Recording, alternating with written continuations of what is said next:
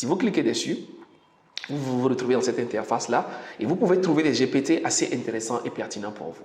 Vous pouvez trouver donc des outils qui ont été déjà paramétrés par d'autres utilisateurs et qui vous donnent la possibilité d'aller beaucoup plus vite.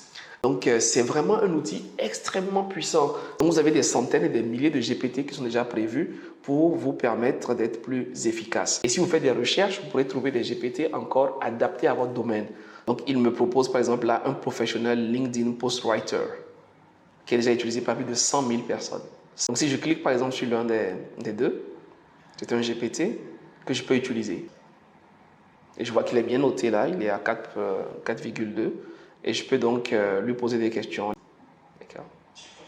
Et je peux donc lui demander de me générer un post LinkedIn par rapport à un sujet, par rapport à un autre, etc.